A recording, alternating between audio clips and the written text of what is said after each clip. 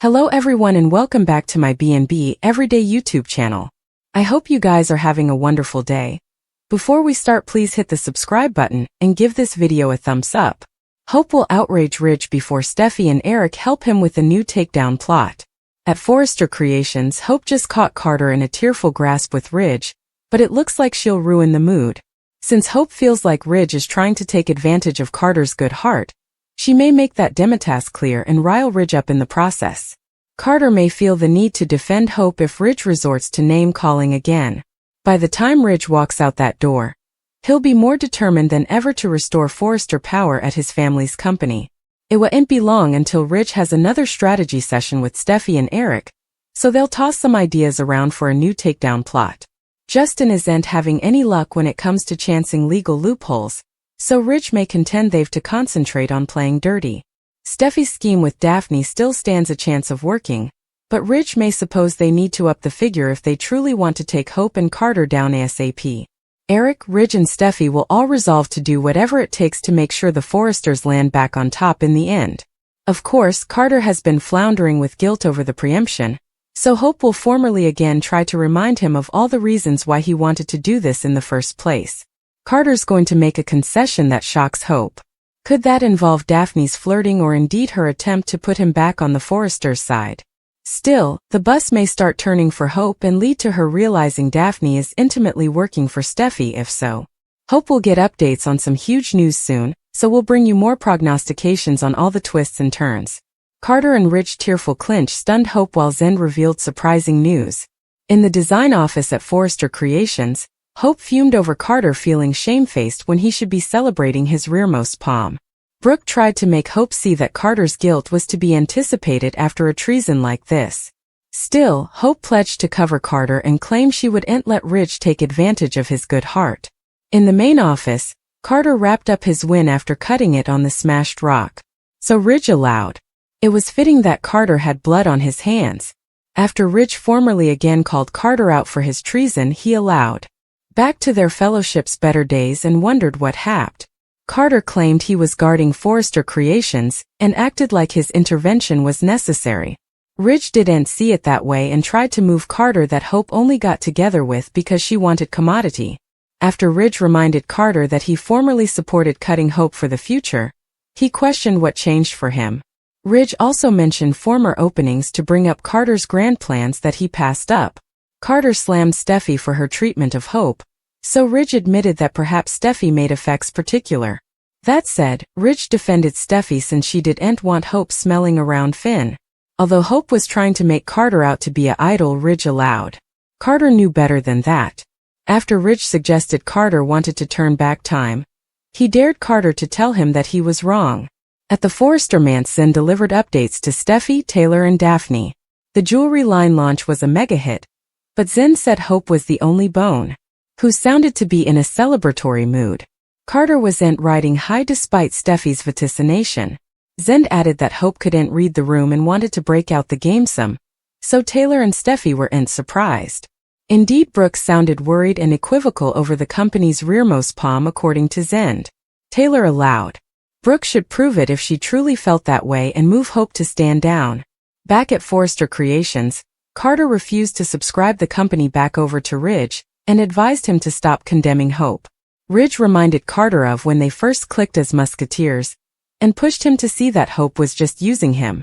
After Ridge declared that Hope only wanted to beat Steffy, he advised that Carter got himself caught in the middle. Ridge allowed. He'd still be joking around as musketeers with Carter at age 90, but losing their fellowship broke him. Carter stopped Ridge from exiting and admitted he missed his family, so he shocked Ridge by pulling him into a clinch. Ridge sluggishly returned the grasp, so Hope looked stupefied as she walked by on them crying in each other's arms. Hope will do her stylish to blow up Ridge and Carter's chance at conciliation, so stay tuned. Cleric has a troublemaker surprise ahead of him. Remy will show up with a shocking request, so let's talk about what's in store for Cleric. Cleric had some reservations about hiring Remy, but he eventually decided to give him a chance to prove himself. Cleric indeed offered Remy a place to live, but effects went south snappily due to Remy's preoccupation with Elektra. Remy hunted down Elektra once she realized what a creepy snooper he was. Since Remy was behind the deepfake prince, Elektra turned against him and came the victim of a stunning chase. Remy was eventually set up and taken into guardianship after his showdown with Will, but he'll be a free man. It looks like Remy wriggled out of legal consequences or maybe just got a poke on the wrist.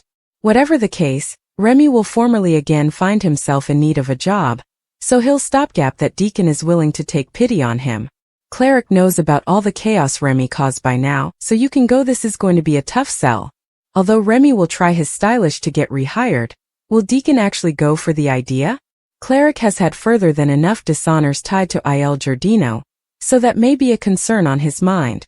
Likewise, Cleric clearly won't blink what Remy did to Elektra, and may give him a stern lecture as a result. That said, we've to be honest then and point out that Sheila has done far worse than Remy. Still, will Deacon be tempted to give Remy one last occasion too? If Sheila can overcome her horrible history and stay tables, Sheila might indeed give Deacon a nudge into rehiring Remy depending on how it all plays out.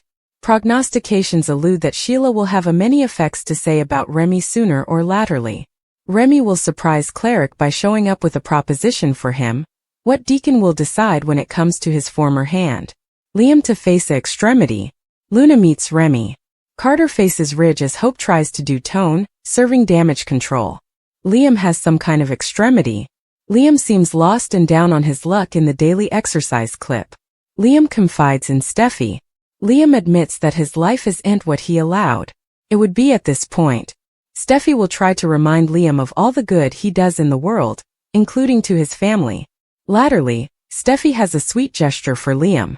Still, Steffy's marriage is about to blow up, so get ready for another steam reunion.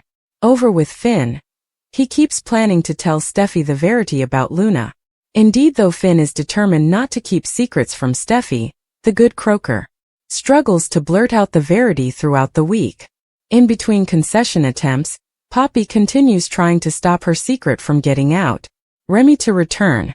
Luna walks into the living room to find a youthful man gaping at prints of the Spencer family on the mantel. When Luna asks if he's there to fix the AC, Remy spins around. This could be Luna's chance to form an evil alliance. Luna and Remy could also end up falling for each other. There's also the possibility that Remy is a factory by build to test Luna. Remy will also pay a surprise visit to Deacon. What will Deacon say when Remy asks for his job back at Il Giardino? A stable person would say no way, but detergents are full of surprises. Carter also has to face Ridge after the jewel-crushing scene. It sounds like Carter doesn't give in to Ridge, however. While that's going on, Hope runs to her mama.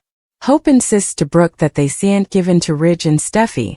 Over with Lee, she begs Poppy for remission.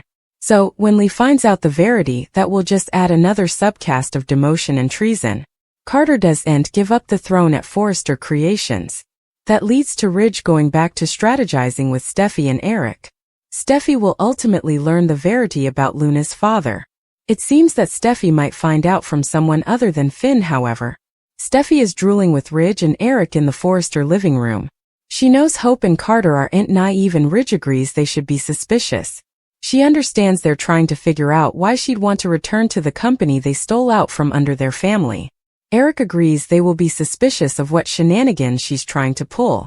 Steffy gets their enterprises but believes she has induced them, and will now have a chance to return the company to its due proprietor.